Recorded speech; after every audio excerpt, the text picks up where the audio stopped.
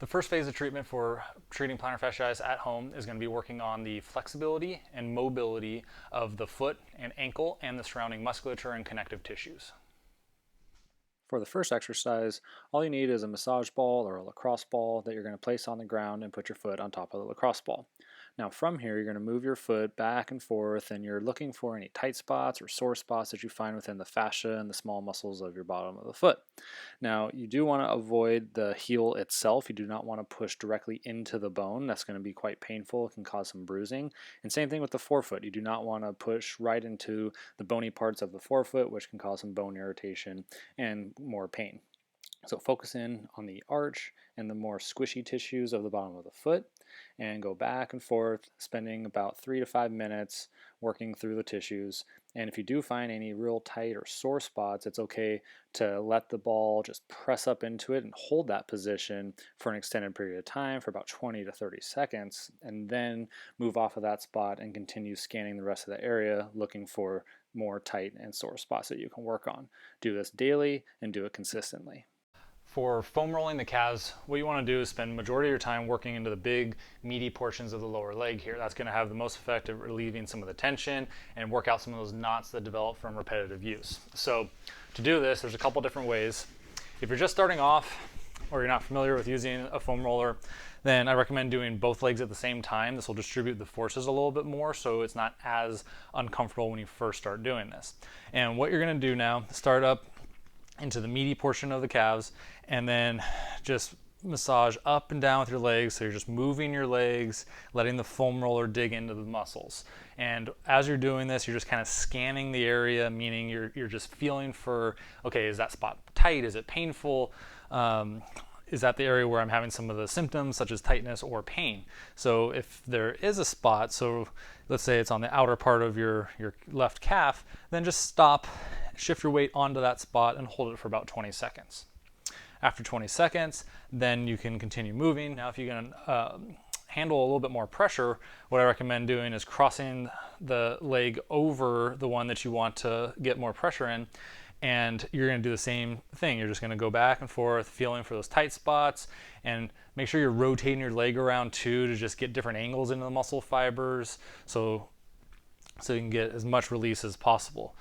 And then again, you're feeling for if there's a real tight sore spot, apply some pressure, use the leg on top now to help push down and hold it for about 20 seconds or so. And you're going to repeat that process all around the lower leg. Do it for about 3 to 5 minutes. Do it about 1 to 2 times a day. And you want to be consistent with it. Foam rolling works best if you do a little bit each day versus just doing this 1 time a week. This stretch is specifically for the plantar fascia. And what you want to do in a seated position on the side that you're having the plantar fasciitis symptoms, you're going to cross the leg over. So in this case, we'll say it's the right side. And what you're going to do is with your left hand for the right foot, you're going to cup the heel like this.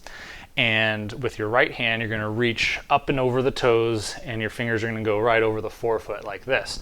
So to develop the stretch, what you're going to do is with the left hand, you're going to pull the heel away from the lower leg.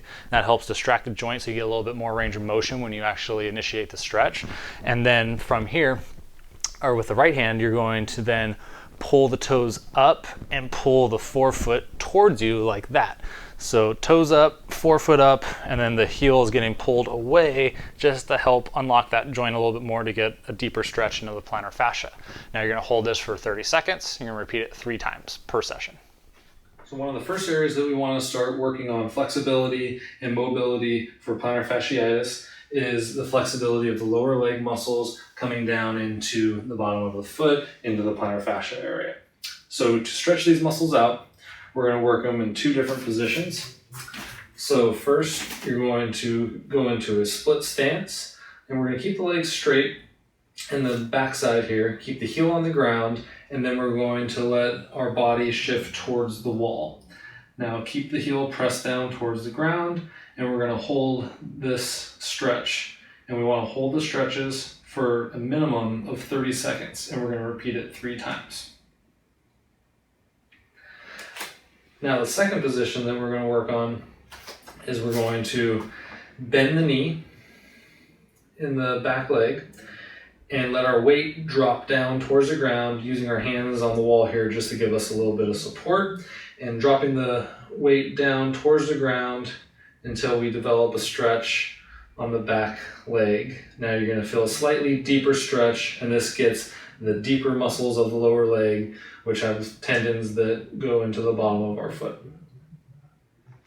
Now for the next stretch, this is going to be a stretch that specifically targets the deeper muscles of the lower leg and the tendons running in the bottom of the foot. Now, what you will need is a step or some area at your home where you can wedge your toes into the ground and the step so the toes are held up, and this applies a bit of a stretch into the tendons that go from the lower leg into the toes. So this is kind of a pre-stretch to start, and then you're going to keep your foot on the ground. Now you're going to bend your knee and let your knee go over the toes, and this will generate a significant stretch on the bottom of the foot and coming up that inner part of the ankle into the lower leg where those muscles originate from. You're going to hold it for about 30 seconds, and you repeat it 3 times. So the key with this stretch is that you need to have, again, a step or something that your knee can actually go past to get the most benefit of this stretch.